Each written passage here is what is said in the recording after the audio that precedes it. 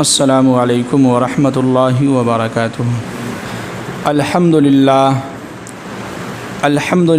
رب العالمین والعاقبۃ للمتقین والصلاة والسلام علی سید المرسلین وعلی آلہ واصحابہ اجمعین، اما بعد۔ اعوذ باللہ من الشیطان الرجیم، بسم اللہ الرحمن الرحیم۔ انا جعلنا ما علی الارض زینۃ لها لنبلوہم ایہم احسن عملا وانا لجاعلون ما علیہا صعیدا جرزا۔ صدق اللہ العظیم۔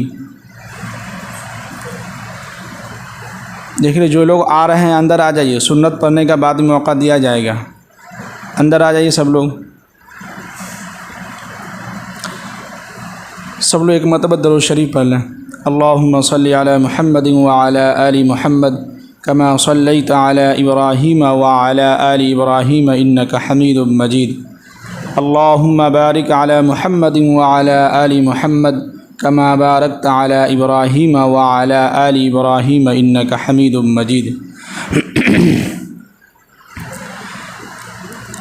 دیکھیے، اللہ کا لاکھ لاکھ شکر اور احسان ہوا کہ اللہ نے ہم سب کو ایمان کی دولت سے اور ایمان والوں کے گھر میں پیدا کیا ہے۔ اس پر ہم جتنا بھی اللہ کا شکر ادا کریں بہت کم ہے۔ مزید اللہ نے احسان یہ کیا ہے کہ اللہ نے ہم سب کو جمعہ کی نماز جماعت کے ساتھ اور اس سے کچھ دیر پہلے قرآن و حدیث کی بات سننے کی توفیق دی۔ یہ اللہ کا بہت کرم اور احسان ہوا ہے۔ جی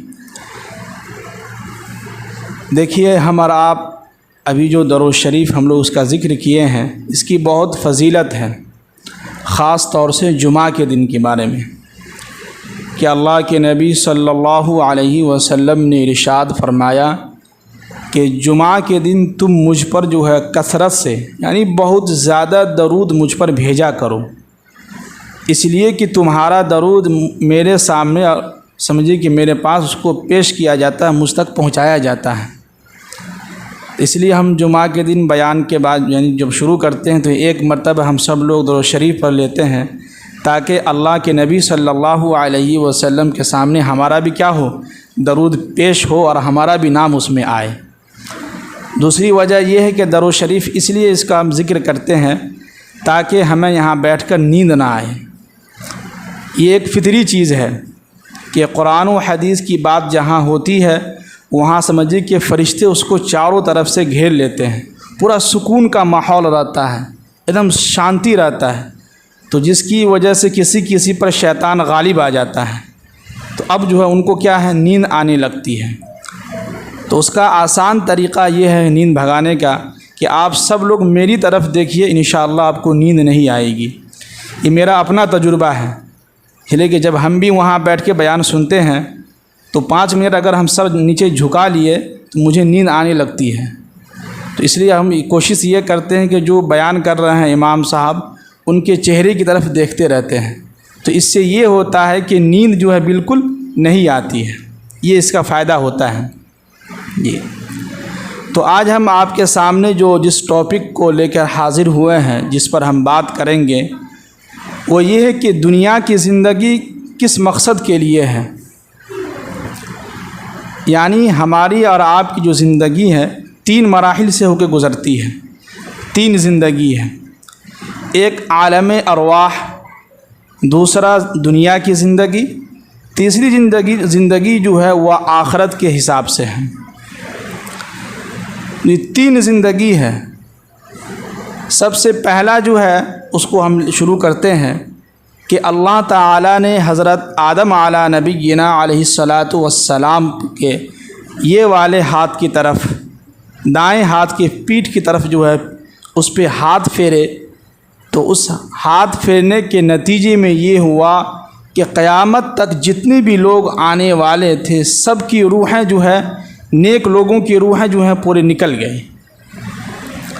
اور دوسرا ہاتھ دوسری مرتبہ اس طرف بائیں ہاتھ کی پیٹھ کی طرف جو ہاتھ پھیرا تو اس طرف جو ہے جتنی بھی دنیا کے اندر قیامت تک کے جتنے بھی لوگ آنے والے تھے جو برے لوگ ہیں ان کی روحیں جو اس طرف پھیل گئی. کیا ہو گئی؟ پھیل گئی. اب اللہ تعالیٰ ان کے سامنے تجلی ہوئے، ان کے سامنے حاضر ہوئے اور تمام روحوں سے پوچھا کہ الستو بربکم، تم لوگ بتاؤ کہ کیا میں تمہارا رب نہیں ہوں؟ تو اس وقت نے تمام روحیں جو ہے سب نے ایک بیک زبان ہو کر کہا کہ قالوا بلا، کیوں نہیں، آپ ہمارے رب ہیں.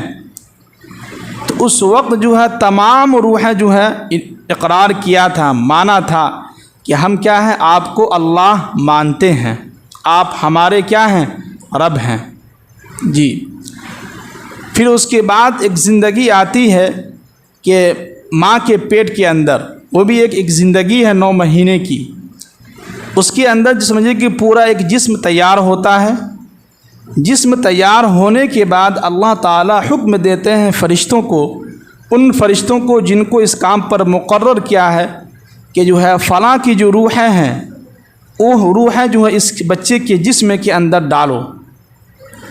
جیسے ہی روحیں اس کے اندر ڈالی جاتی ہے تو بچہ جو ہے ہلنے لگتا ہے، چلنے لگتا ہے، ماں کے پیٹ کے اندر حرکت کرنے لگتا ہے. پھر اس کے بعد جب ہم پیدا ہوئے، پیدا ہونے کے بعد جو ہے یہ ایک الگ زندگی ہو گئی، یہ دنیا کی زندگی ہو گئی. کون سی زندگی ہو گئی؟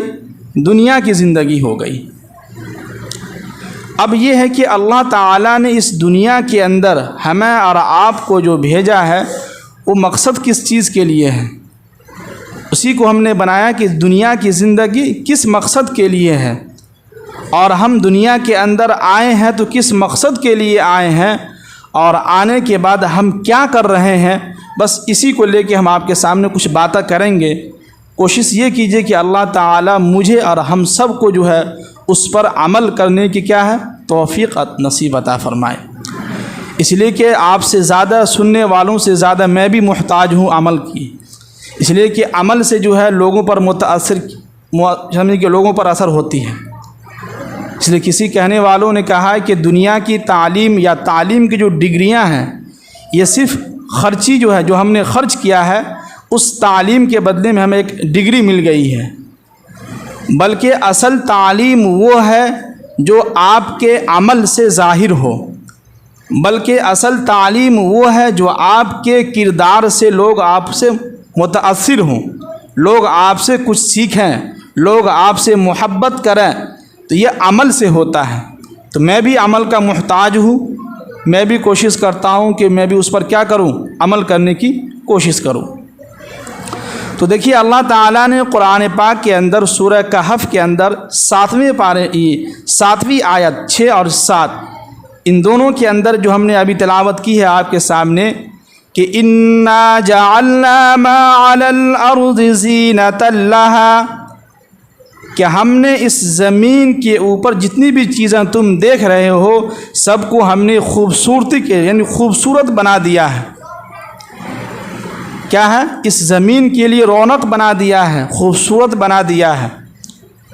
اور اس خوبصورتی کو دیکھ کر کئی لوگ جو ہے اس کی طرف متوجہ ہو جاتے ہیں اور دنیا کی زندگی کے پیچھے لگ جاتا ہے، جس کی وجہ سے وہ آخرت کی زندگی کو کیا ہے وہ بھولا بیٹھتا ہے. جی. اور آگے قرآن نے کہا کہ انا جعلنا ما علی الارض زینۃ لها لنبلوہم ایہم احسن عملا. اور آگے فرمایا کہ وَإِنَّا جَعَلْنَا مَا عَلَيْهَا صَعِيدًا جُرُزًا، کہ ہم نے یہ جو زمین اور آسمان اور دنیا کی خوبصورتی، زمین کے اوپر جو خوبصورت جو چیزیں ہیں ان سب کو ایک دن جو ہے چٹیل میدان بالکل ختم کر دیں گے. کیا کر دیں گے؟ بالکل ختم کر دیں گے. اب یہاں پر ایک سوال پیدا ہوتا ہے جو میرے ذہن میں، جو میں نے مطالعہ کیا تو میرے ذہن میں یہ اچانک یہ بات آئی کہ ایک طرف تو اللہ تعالیٰ کہہ رہا ہے کہ ہم نے اس دنیا کو خوبصورت بنایا ہے، اس زمین کے لیے خوبصورتی کے لیے اس زمین کو ہم نے خوبصورت بنایا ہے۔ اور دوسری آیت میں اللہ تعالیٰ یہ کہہ رہے ہیں کہ ہم اس کو چٹیل میدان کر دیں گے، اس کو تباہ و برباد کر دیں گے، اس کو ہم ختم کر دیں گے، بالکل نیست و نابود کر دیں گے۔ تو پھر ہمارے ذہن میں ایک سوال یہ پیدا ہوتا ہے کہ اے اللہ، جب تم اس کو ختم کرنا ہی تھا، جب دنیا کو نیست و نابود ہی کرنا تھا، جب زمین کو تم ریزہ ہی ریزہ کرنا تھا، تو پھر اس زمین کو، اس دنیا کو اتنا خوبصورت بنایا کیوں؟ سمجھ میں آ رہی میری بات؟ سوال پیدا ہو سکتا ہے نا کہ ایک طرف تو اللہ تعالیٰ کہہ رہے ہیں کہ ہم نے زمین کو خوبصورت بنایا، اور اسی پارے میں، اسی صفحہ میں اگلی آیت میں کہہ رہے ہیں کہ ہم اس زمین کو بالکل چٹیل میدان کر دیں گے، ختم کر دیں گے، بالکل نیست و نابود کر دیں گے۔ کیوں اللہ تعالیٰ؟ ایسا کیوں؟ جب اس کو تباہ و برباد کرنا ہی تھا تو پھر آپ نے اتنی خوبصورت دنیا بنائی کیوں؟ ہے کہ نہیں؟ جیسے کہ اگر ایک شخص جو ہے سمجھیے کہ 5 سال 10 سال یا 20 سال کی محنت کے بعد ایک اچھا گھر بناتا ہے، اور بنانے کے بعد یہ کہتا ہے کہ ہم اس کو 5 سال کے بعد پھر اس کو توڑ کر کے جو ہے پھر سے دوبارہ بنائیں گے، تو لوگ کہتا ہے کہ جب توڑنا ہی تھا، جب آگے توڑنا ہی ہے تو بنایا کیوں؟ ہے کہ نہیں؟ بنایا کیوں؟ تو اللہ تعالیٰ نے اسی آیت کے بیچ میں جواب دے دیا ہے کہ لِيَبْلُوَكُمْ أَيُّكُمْ أَحْسَنُ عَمَلًا، وہ ہم نے اس لیے اس کو خوبصورت بنایا ہے کہ اس زمین کے اوپر میرا بندہ رہ کے میں یہ دیکھنا چاہتا ہوں کہ کون بندہ سب سے زیادہ، سب سے اچھا، سب سے خوبصورت، سب سے شاندار عمل کر کے آتا ہے، تاکہ اس کو ہم کیا کریں گے؟ جنت دیں گے۔ جی، یہ دنیا جو ہے اچھے عمل کرنے کا ایک سمجھے کہ دنیا ہے، یہ دنیا جزا اور سزا کا نہیں ہے کہ فلاں جو ہے بہت لوگوں کو تکلیف دے رہا ہے، فلاں جو ہے اماموں سے بہت بدتمیزی کر رہا ہے، فلاں جو ہے عالم دین سے جو ہے تمیز سے پیش نہیں آ رہا ہے، پھر بھی اس کو اللہ تعالیٰ عذاب نہیں دے رہا ہے۔ کیا ہے؟ اللہ تعالیٰ اس کو عذاب نہیں دے رہا ہے۔ تو لوگ کہتے ہیں ارے چلو اچھا یار، وہ تو اتنا لوگوں کو تکلیف پہنچا رہا ہے، امام سے سریعام بدتمیزی کر رہا ہے، جو ہے سب سے جو ہے بدتمیزی کر رہا ہے، نہ جانے کتنے لوگوں پر ظلم کر رہا ہے، پھر بھی اللہ تعالیٰ ان کو عذاب نہیں دے رہا، بلکہ اور اس کو ترقی دے رہا ہے کہ نہیں؟ اسی کو قرآن نے سورہ سمجھے کہ مجادلہ کے اندر فرمایا ہے کہ وَإِذَا حَيَّوْكَ بِمَا لَمْ يُحَيِّكَ بِمَا أَنفُسِهِمْ، کہ اے نبی صلی اللہ علیہ وسلم، یہ جو یہودی لوگ آپ کے پاس آتے ہیں تو اس طریقے سے سلام نہیں کرتا ہے جس طریقے سے میں نے آپ کے اوپر سلامتی بھیجا ہے کہ نہیں؟ جیسے قرآن نے کہا کہ سلام علی ابراہیم، سلام علی موسیٰ و ہارون، انا کذالک نجزی المحسنین، یعنی ہر جگہ سلام علیہ کا لفظ استعمال کیا ہے۔ لیکن یہ یہودی جو آپ کے پاس آتے ہیں اور آپ سے جو سلام کرتا ہے تو السلام علیکم نہیں کہتا ہے، بلکہ السلام علیکم کہتا ہے، کہ اس کا مطلب یہ ہے کہ تم پر کیا ہو؟ موت ہو، تم ہلاک و برباد ہو۔ تو اس پر قرآن پاک کی آیت نازل ہوئی، اور آگے یہودی لوگ یہ اپنے من میں کہتے تھے کہ وَيَقُولُونَ فِي أَنفُسِهِمْ لَوْلَا يُعَذِّبُنَا اللَّهُ بِمَا نَقُولُ، کہ اگر ہم غلط ہیں، اگر ہم ان کو اللہ کے نبی کو سلام کر رہے ہیں، السلام علیکم کہہ رہے ہیں، اگر یہ غلط الفاظ ہے تو لولا يعذبنا اللہ تعالی ہمیں عذاب کیوں نہیں دیتا ہے کہ نہیں؟ آج کے کچھ لوگ کہتے ہیں، جو لوگ اماموں پر ظلم کرتے ہیں نا، جو لوگ عالم دین کے ساتھ بدتمیزی سے پیش آتے ہیں، تو یہی کہتے ہیں اپنے من میں، یار ہم تو اتنا بدتمیزی کرتے ہیں، ہم تو کسی کو عالم دین کو عزت نہیں دیتے ہیں، پھر بھی ہمارے پر کہاں عذاب آتا ہے؟ تو بھائی یہ دنیا سزا سزا و جزا کا جگہ نہیں ہے، یہ دارالامتحان ہے۔ یہاں دیکھا جاتا ہے کہ لیبلوکم ایکم احسن عملا۔ جی تو آگے قرآن نے اس یہودی کی اس میں جواب دیا کہ حسبہم جہنم، کہ اے نبی صلی اللہ علیہ وسلم آپ گھبرائیے نہیں، جہنم ان کی خبر لے لے گا۔ کیا ہوگا؟ جہنم ان کی خبر لے لے گا کہ یصلونہا، جس کے اندر ان کو داخل کر دیا جائے گا۔ جی کوئی یہ نہ سمجھے کہ ہم کسی کے اوپر ظلم کر رہے ہیں پھر بھی اللہ ہم کو خوب دے رہا ہے اور ہم بہت مست ہیں، ہم تو حق پر ہیں، ہم کیا ہیں؟ حق پر ہیں۔ نہ نہ نہ، یہ نہ سمجھیے۔ حسبہم جہنم، یہ دنیا ہے، یہاں کچھ بھی نہیں۔ یہاں تو آدمی اگر سہ لے، برداشت کر لے اور اس کے جواب نہ دے، تو جس کے اوپر اس نے ظلم کیا ہے تو سمجھو کہ اس انسان کا جو ہے آخرت میں ایک نامہ اعمال، ایک نیکی جو ہے، اس نیکی پر انسان کو بھروسہ ہو جاتا ہے۔ جیسے کہ اگر کسی نے ایک عالم دین سے یا امام سے بدتمیزی سے پیش آتا ہے اور سامنے والا امام صاحب جو ہے وہ اپنے خاموشی سے سن رہا ہے، اب سب لوگ کہتا رہے واہ امام صاحب کو ڈانٹ دیا فلاں آدمی، واہ کیا یہ امام صاحب کچھ بھی نہیں بولے، امام صاحب ڈر گئے۔ نہیں بھیا، ڈرے نہیں ہیں۔ کس نے کہا ڈر گیا ہے؟ وہ اس لیے خاموش ہے کہ انہیں یقین ہے کہ جو ہم سے بدتمیزی کر رہا ہے، اس بدتمیزی کے بدلے میں اللہ تعالی ہمیں نیک اعمال دیں گے، اور کل قیامت کے دن مجھے یقین ہے، بھروسہ ہے اس بدتمیزی پر کہ اللہ تعالی ہمیں اس پر نیکی دیں گے۔ اس وجہ سے وہ امام خاموش ہے، آپ کا جواب نہیں دے رہا ہے۔ اور جواب دینے کے بہت سارے جو ہے دلائل ہیں کہ وَإِذَا خَاطَبَهُمُ الْجَاهِلُونَ قَالُوا سَلَامًا، کہ اے نبی صلی اللہ علیہ وسلم جب آپ کا مخاطبہ کسی جاہل سے ہو تو قالوا سلاما، بھائی آپ ٹھیک ہے آپ بول دیجئے، ہم چلتے ہیں، آپ سے ہم کیوں بحث کریں۔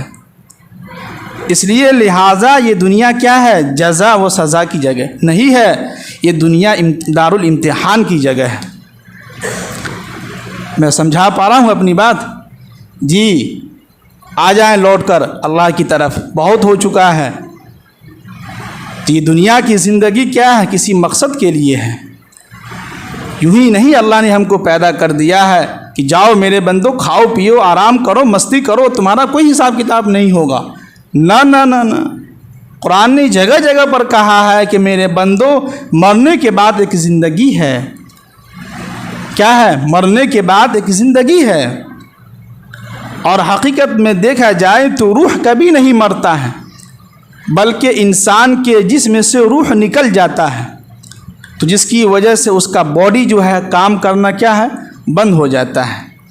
لوگ کہتے ہیں کہ انتقال ہو گیا، یعنی ایک جگہ سے اس کی روح جو ہے منتقل ہو گئے، چلے گیا، اب جسم بچ گیا ہے تو اس کو دفنا کے جو ہے اس کو کہاں زمین کے اندر جو ہے دفنا دیا جائے، کفن وغیرہ دے وہ کے۔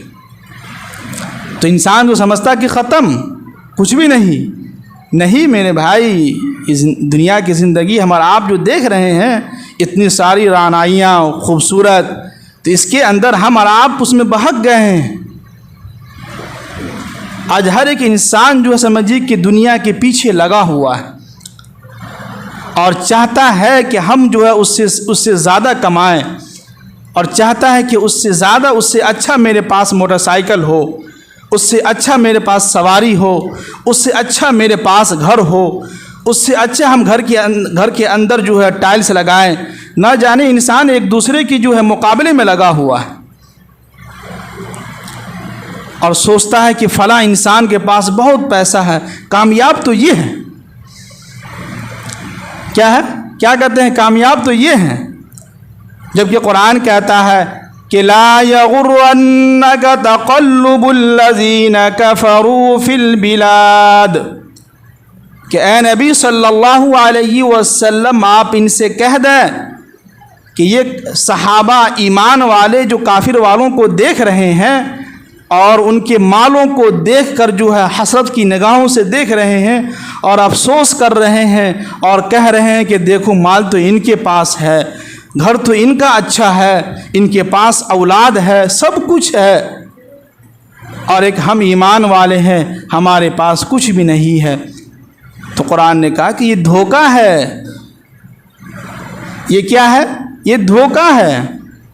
ہمیں اور آپ کو جو چیزیں نظر آ رہی ہیں وہ دھوکہ ہے، کچھ تو اور ہے وہ۔ اس کو قرآن نے کہا کہ متاع قلیل، یہ چند دن کے جو ہے مزے ہیں۔ کیا ہے؟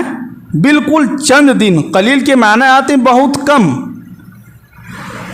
کب تک وہ مزے کریں گے؟ کیا انہیں موت نہیں آئے گی 80 سال کے بعد، 70 سال کے بعد، 90 سال کے بعد، 100 سال کے بعد؟ کتنا اور آگے چلے جاؤ، کب تک زندہ رہو گے؟ کچھ بھی نہیں ہوا۔ کیسے کیسے بادشاہ آئے دنیا کے اندر اور وہ خالی ہاتھ چلے گئے۔ ہمارے سامنے فرعون کا واقعہ موجود ہے، قارون کا واقعہ موجود ہے، نمرود کا واقعہ موجود ہے، شداد کا واقعہ موجود ہے۔ سنیں تو صحیح، اس پر غور و فکر تو کریں کہ صحیح۔ جب ہم دل کی کانوں سے سنیں گے اور غور و فکر کریں گے، سوچیں گے، اور دل کے اندر جو حسد ہے، نفرت ہے، کینہ کپٹ ہے، اس کو نکال کے جب ہم پھینک دیں گے اور جب ہم قرآن و حدیث کی باتوں کو دل کی کانوں سے سنیں گے تو انشاءاللہ دل پر اثر ہوگا۔ نہیں اگر ایک رسم و رواج بنا لیں گے کہ چلو بھائی جمعہ کا دن ہے، ایسے تو آج کل ایسے لوگ ہیں کہ جمعہ کے دن بھی آنا نہیں چاہتے ہیں، وہ تو اس لیے آ جاتے ہیں کہ کلچر ان کو اجازت نہیں دیتا ہے کہ اگر جمعہ کے دن نہیں جائیں گے تو لوگ کیا ہے کیا کہیں گے۔ یہ الفاظ لوگوں کی زبان پر آتا ہے کہ چلو کوئی بات نہیں ہے، 1:10 پر بیان ختم ہوتا ہے تو 1:05 یا 1:10 پر ہی پہنچ جائیں گے۔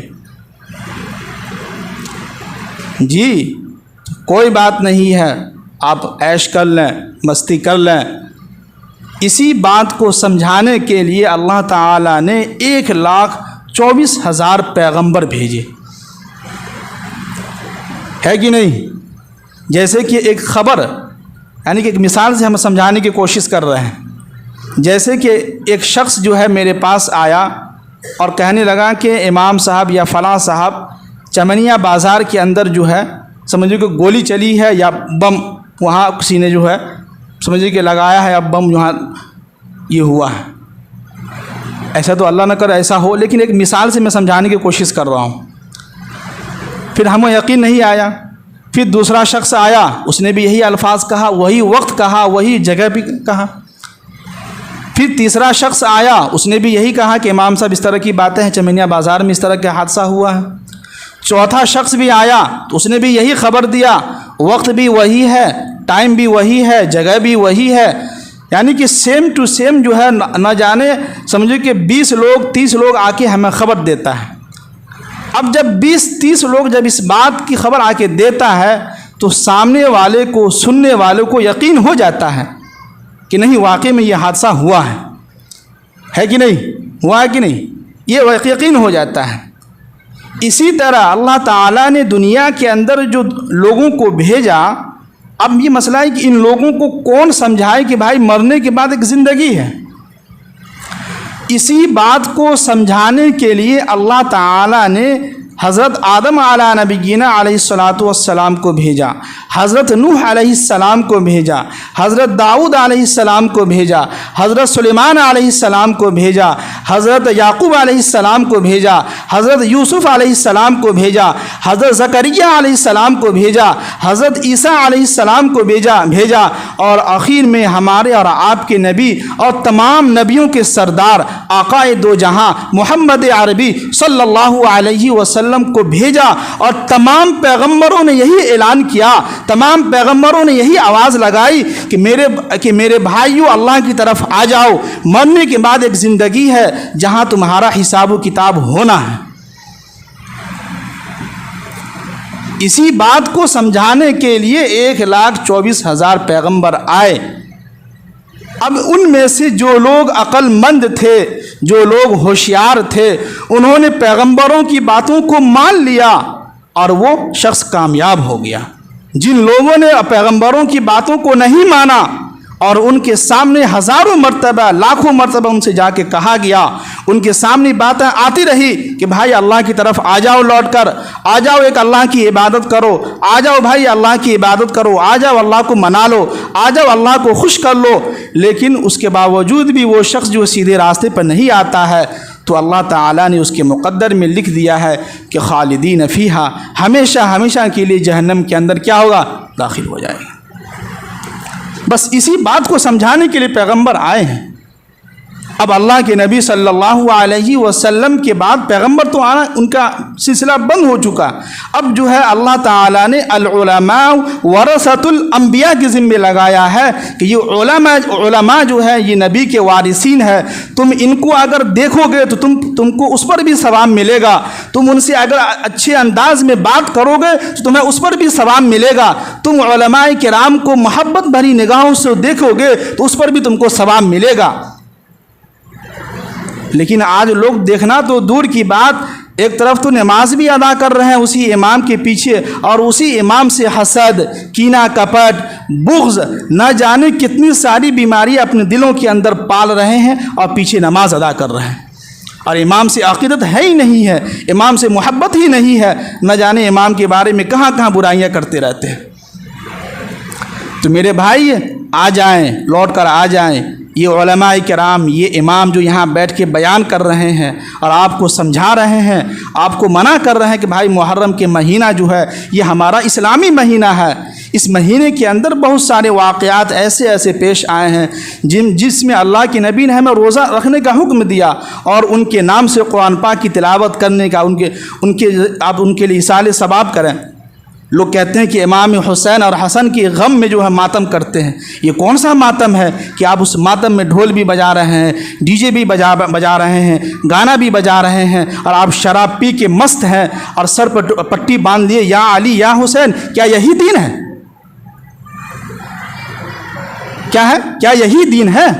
اگر یہی دین ہے تو آپ مجھے بتلائیے، آپ مجھے دعوت دیجیے کہ بھائی امام صاحب آئیے، یہی دین ہے، یا علی یا حسین کہنا ہی دین ہے، تو ٹھیک ہے ہم سب آ جاتے ہیں آپ کے ساتھ۔ یہ دین نہیں ہے، یہ ہماری خواہش ہے، ہوش ہے، ہمارے دل کے اندر ہوس پیدا ہو گیا، نہیں ہم مستی کریں گے، ہاتھ میں ڈنڈا لیں گے، مستی کریں گے، یا علی یا حسین کریں گے۔